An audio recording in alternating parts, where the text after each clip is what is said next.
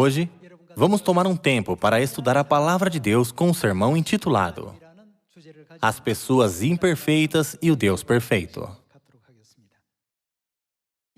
Em todos os aspectos da vida humana, é comum que as pessoas aprendam uma com as outras, que as pessoas guiem e ensinem umas às outras. Porém, o resultado de todo o seu trabalho é imperfeito no final.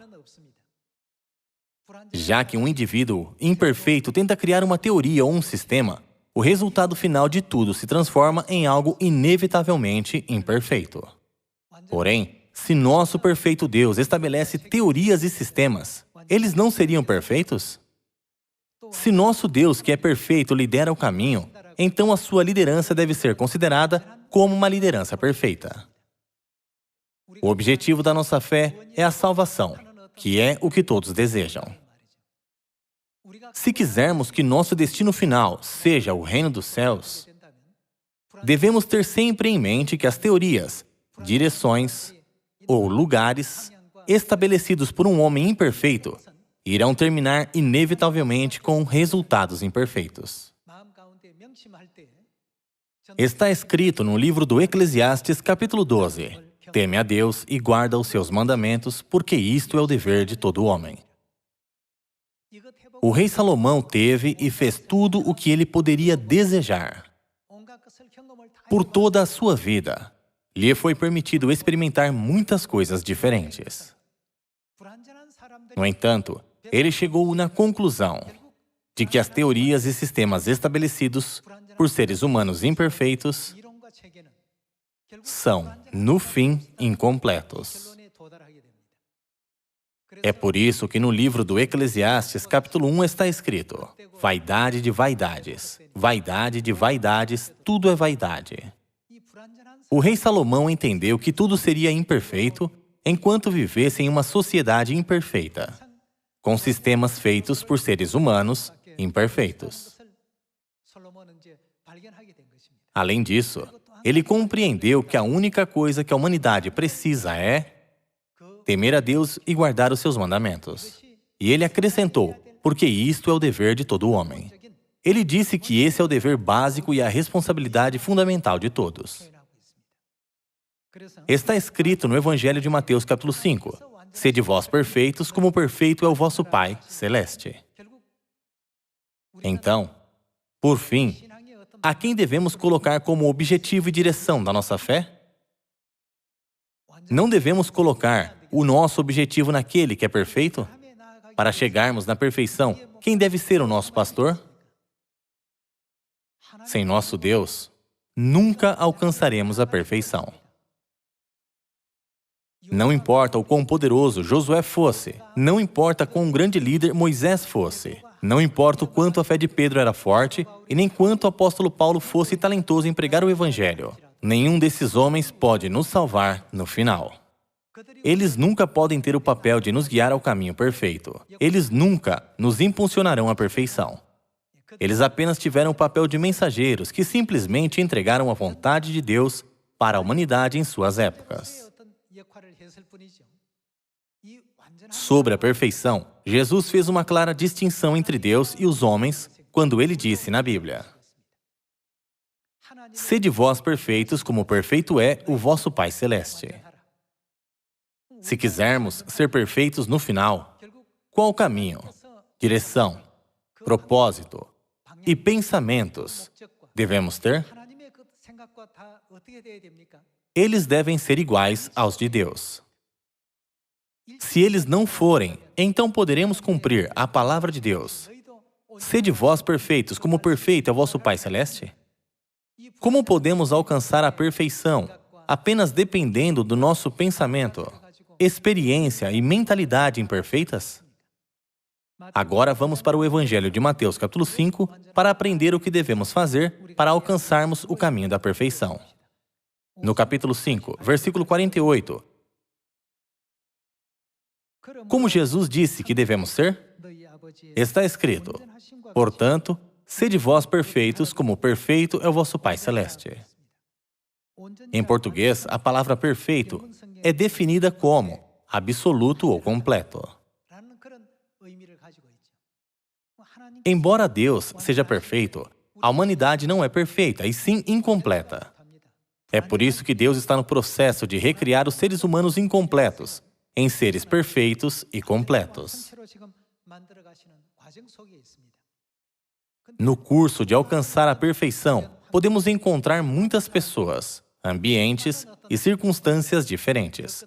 Isso é algo que não podemos evitar. O rei Salomão enfrentou muitas dessas circunstâncias. Ele viveu e experimentou tudo. Ele possuía grande riqueza, teve muitas concubinas e grande conhecimento.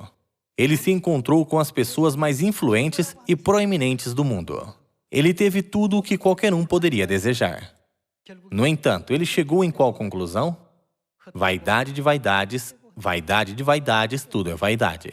Ele pensou que teria a sabedoria e o conhecimento perfeito, mas ele compreendeu que não há conhecimento e nem sabedoria perfeita neste mundo. Ele também nunca encontrou a felicidade perfeita. Portanto, ele chegou na conclusão de que tudo neste mundo é imperfeito e incompleto. Um mundo cheio de pessoas imperfeitas, condições imperfeitas e situações imperfeitas. Porém, de alguma forma, ele ainda continua tentando os nossos olhos. Porém, no fim da jornada do rei Salomão, a sua compreensão final foi apenas temer a Deus e guardar os seus mandamentos. Deus é perfeito. Já que Deus é perfeito, então, e quanto aos mandamentos que Ele nos deu? Eles são perfeitos também. Todos os mandamentos de Deus também trarão resultados perfeitos. Nós, filhos de Sião, nunca devemos esquecer que Deus sempre nos dá os mandamentos mais perfeitos para salvar nossas almas e nos guiar ao reino dos céus. Deus nos ensina, sede vós perfeitos como perfeito é o vosso Pai Celeste. Então, para cumprir a palavra de Deus, a primeira coisa que devemos fazer é encontrar Deus que veio a esta terra. Definitivamente, devemos encontrá-lo. Muitos podem pensar que seria uma honra encontrar pessoas famosas e grandes como Sócrates e Michelangelo. Mesmo que esses sejam grandes homens, o que eles são? Eles são seres imperfeitos. A única diferença é que esses homens tinham talentos ligeiramente superiores comparado com as pessoas comuns de hoje. Nunca podemos nos tornar seres perfeitos com a direção ou maneira de viver que eles sugeriram. É por isso que a coisa mais abençoada que poderia acontecer com a humanidade após nascer neste mundo é se encontrar com Deus. Já que Zaqueu era um publicano, um gerente de escritório fiscal, nos termos atuais, ele estava em uma posição financeiramente estável, onde vivia mais confortavelmente do que os outros. Depois de se encontrar com Deus, que veio a esta terra em carne, ele disse, Senhor, eu considero uma grande bênção que o Senhor entre em minha casa. Se eu roubei alguém em alguma coisa, eu pagarei de volta 4 vezes mais.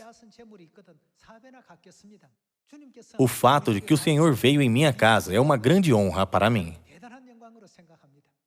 Eu darei metade dos meus bens aos pobres. Irmãos e irmãs, por que essas histórias estão registradas na Bíblia? Não devemos pensar cuidadosamente e refletir sobre elas? Neste mundo, há muitas pessoas que têm grande autoridade, sabedoria, conhecimento, poder e riqueza. Podemos facilmente nos encontrar rodeados por esse tipo de pessoa. Porém, todos eles estão apenas vivendo com uma posição ou título, realizando seus deveres imperfeitos, enquanto vivem neste mundo imperfeito. É apenas Deus que pode fazer a vida humana perfeita e nos guiar pelo caminho para alcançarmos a perfeição. Até o sábio rei Salomão compreendeu esse fato em sua vida. Isso significa que ele finalmente alcançou a conclusão de toda a sua sabedoria. Hoje, somos aqueles que encontraram Deus Elohim, Deus Pai, Deus Mãe. No livro do Apocalipse, capítulo 22, versículo 17, o Espírito e a noiva dizem, vem.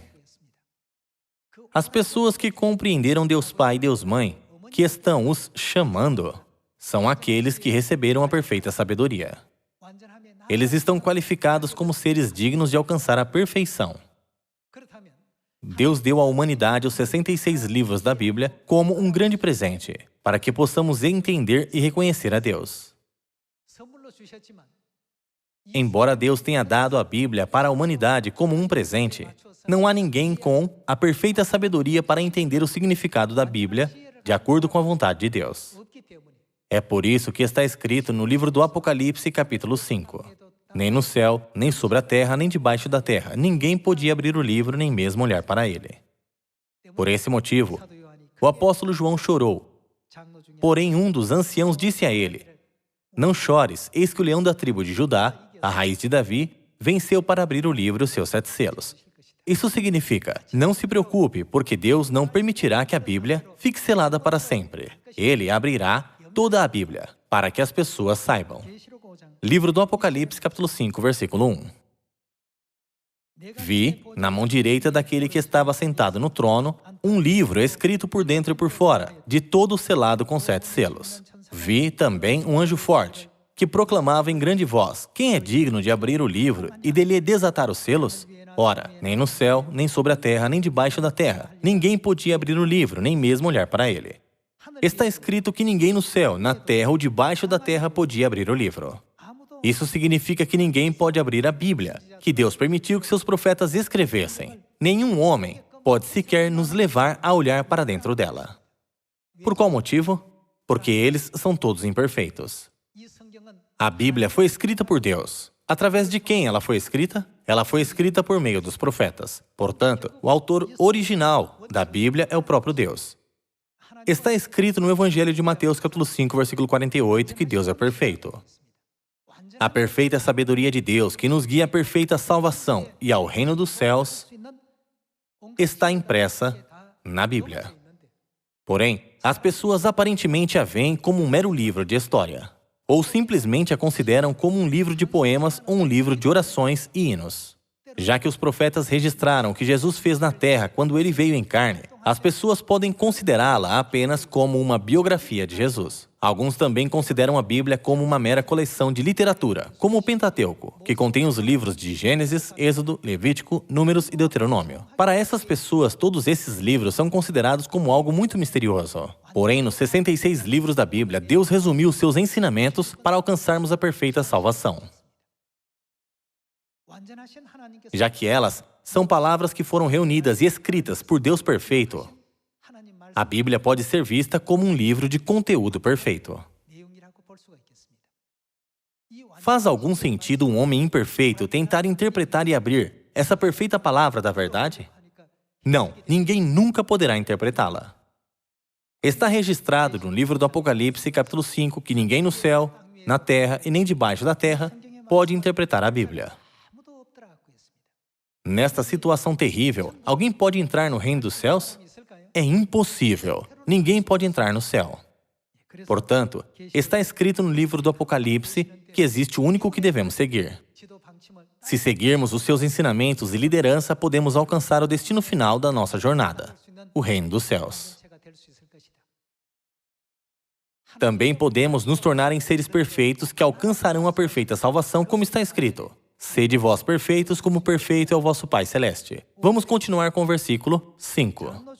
Todavia, um dos anciãos me disse: Não chores, eis que o leão da tribo de Judá, a raiz de Davi, venceu para abrir o livro e os seus 7 selos. Como vocês sabem bem, o livro do Apocalipse foi escrito cerca de 60 anos depois que Jesus, que veio pela primeira vez, ascendeu ao céu. Está escrito no versículo 5: A raiz de Davi venceu para abrir o livro e os seus 7 selos. Aqui, a frase para abrir o livro não implica que ele cumprirá isso no futuro? Então vamos descobrir quem é a raiz de Davi. Vamos ler a palavra de Deus no livro do Apocalipse, capítulo 22, versículo 16. Eu, Jesus, enviei o meu anjo para vos testificar estas coisas às igrejas. Eu sou... Quem é ele? A raiz e a geração de Davi, a brilhante estrela da manhã. Nesse versículo, a quem se refere a raiz de Davi que virá a esta terra? A raiz de Davi indica Jesus em sua segunda vinda. Apenas Jesus em sua segunda vinda pode revelar o mistério de Deus, escondido por muitas gerações. Ele não é aquele que pode realizar a grande obra de guiar a humanidade à perfeição? Através da palavra de Deus no livro do Apocalipse, capítulo 5 e capítulo 22, podemos confirmar que a raiz de Davi indica Jesus em sua segunda vinda. Podemos confirmar também que, a menos que Cristo venha a esta terra uma segunda vez, nunca poderemos alcançar a perfeição. A menos que Jesus apareça uma segunda vez, nunca teremos a habilidade de discernir os assuntos espirituais. Pessoas imperfeitas nunca podem interpretar nem entender a perfeita palavra de Deus. Quem nos guiará a este verdadeiro caminho? Como está escrito no livro do Apocalipse, capítulo 5, a raiz de Davi nos ensinará a verdade que nunca soubemos, nos guiando a andar nesse caminho. Portanto, por onde quer que Deus guie o restante da descendência da mulher, os santos de Deus seguirão com obediência. É porque eles creem absolutamente que apenas Cristo dará a eles a perfeita liderança. Não deve haver lugar para qualquer desobediência. Os santos de Deus têm absoluta confiança de que esse é o único caminho em que eles podem chegar na completa perfeição. A firme fé deles os permite seguir a Deus até o fim, por onde quer que Ele os guie. A palavra de Deus é perfeita, mas aqueles que tentam interpretá-la são imperfeitos. Eles podem entregar a absoluta vontade de Deus para a humanidade? Eles nunca poderão fazer isso. Já que ninguém pode cumprir essa missão, está profetizado que o próprio Deus viria a esta terra mais uma vez e ensinaria toda a humanidade.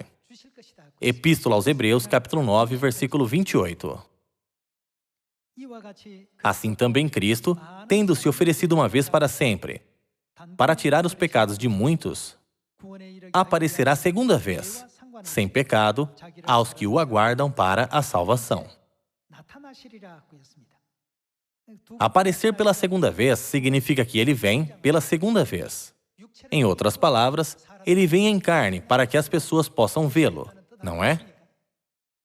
Quando Deus veio pela primeira vez, ele veio à terra de Israel com o nome de Jesus para carregar o fardo do pecado da humanidade. Quando ele vem pela segunda vez, ele vem aos confins da terra no Oriente, com um novo nome para trazer salvação para aqueles que estão esperando por ele.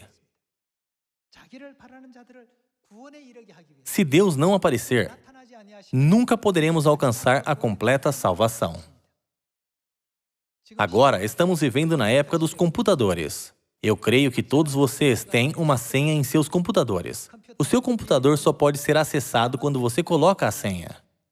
Mesmo que uma letra esteja errada, você não pode acessar o computador. Mesmo que a senha esteja 99% certa, o computador não será desbloqueado. O acesso é garantido apenas quando a senha estiver 100% certa. Da mesma forma, o que a Bíblia mais enfatiza é obedecer e realizar a vontade de Deus, não é? A Bíblia ensina a obediência não porque Deus está tentando forçar a todos a obedecê-lo. Já que somos pecadores imperfeitos, precisamos aprender do exemplo de Deus se quisermos nos tornar seres perfeitos. Se alguém perguntar quem é a maior pessoa na igreja, a resposta é aquele que mais se assemelha a Deus.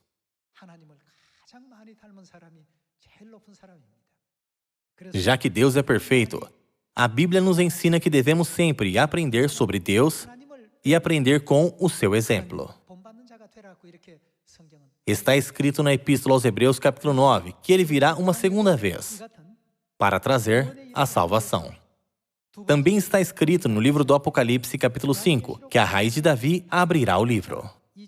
Vendo o livro do Apocalipse, capítulo 22, versículo 16, podemos confirmar que a raiz de Davi é outro título dado para Jesus.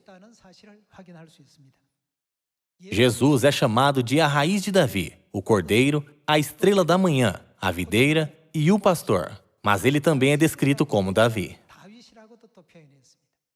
Muitos títulos sobre ele são mencionados na Bíblia. Enquanto focamos na mudança que acontecerá nesta aldeia global, por causa da aparição de Davi, vamos nos lembrar do caminho do pai que andou na vida de Davi na terra. Livro de Ezequiel, capítulo 37, versículo 24. O livro de Ezequiel foi registrado cerca de 450 anos depois de Davi, o segundo rei de Israel, morrer. Lembrando desse fato, podemos entender facilmente o significado da profecia quando vermos esse versículo. O meu servo Davi reinará sobre eles. Aqui já tinha se passado 450 anos desde a morte do rei Davi físico. Porém, já que ele é descrito como o Davi que reinará sobre eles, o Davi registrado no livro de Ezequiel, capítulo 37, não é o segundo rei de Israel, mas o rei Davi profético. Podemos entender facilmente esse fato, não é? O meu servo Davi reinará sobre eles. Todos eles terão um só pastor. Andarão? No que eles andarão? Nos meus juízos. E o que mais eles farão? Eles guardarão os meus estatutos e os observarão. Quando o Davi profético se torna rei, a mudança que acontece é que as pessoas finalmente passam a seguir as leis de Deus e cuidam em guardar os seus decretos. A humanidade que é imperfeita, aos poucos começará a despertar para os ensinamentos de Deus. Sem saber quais são os mandamentos e decretos de Deus, eles pensam que podem ir ao céu apenas se chamarem Deus de Senhor, Senhor. Quando o Davi profético aparece nesta aldeia global, onde as pessoas vivem dessa maneira, qual mudança acontecerá? Como está escrito, as pessoas que servem a Davi como seu rei guardarão todos os mandamentos e decretos de Deus. Está escrito que essa mudança acontecerá. Versículo 25. Habitarão na terra que dei a meu servo Jacó, na qual vossos pais habitaram. Habitarão nela, eles e seus filhos e os filhos de seus filhos, para sempre. E Davi, meu servo, será seu príncipe eternamente. Farei com eles aliança de paz, será aliança perpétua. Estabelecê-los-ei e os multiplicarei, e porei o meu santuário no meio deles, para sempre. O meu tabernáculo estará com eles, eu serei o seu Deus, e eles serão o meu povo. As nações saberão que eu sou o Senhor, que santifico a Israel, quando o meu santuário estiver para sempre no meio deles. A raiz de Davi, segundo a profecia, é Cristo que vem pela segunda vez. Em outras palavras, a raiz de Davi é Deus. Somente Deus pode fazer todas essas coisas. De acordo com a Epístola aos Hebreus, capítulo 9, Deus está profetizado a vir a esta terra em carne pela segunda vez. Somente quando Ele vier, essa profecia poderá ser cumprida. Eles seguirão as minhas leis e cuidarão de guardar os meus decretos. É por isso que está escrito no livro do Apocalipse, capítulo 14, versículo 12, que os santos de Deus obedecerão aos mandamentos de Deus. Também está escrito no livro do Apocalipse, capítulo 12, versículo 17, que o restante da descendência da mulher obedecerá aos mandamentos de Deus. Então, quanto a essas pessoas, quem elas receberam? Elas são aquelas que receberam Deus.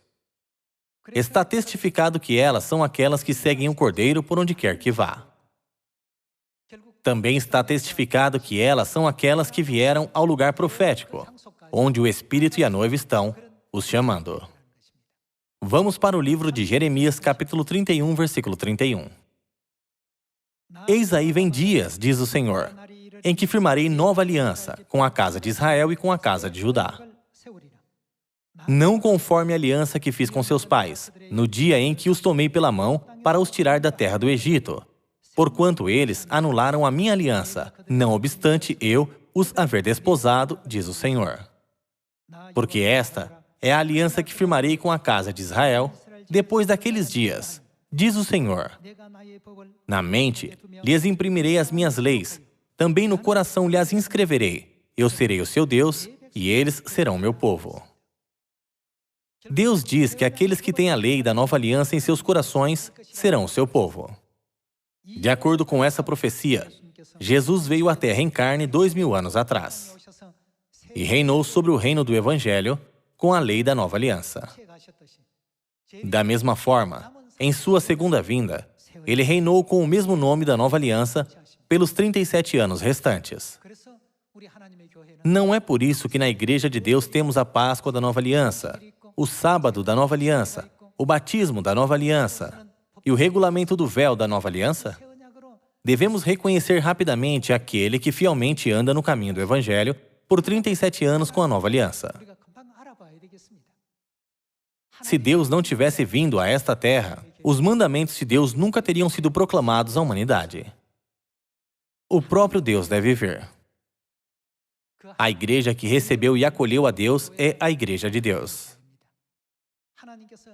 O motivo de Deus ter estabelecido a igreja não foi para desenvolver nossa vida física na terra, mas foi para nos dar uma oportunidade de nos preparar para entrar no reino dos céus, para que a nossa vida seja gloriosa lá.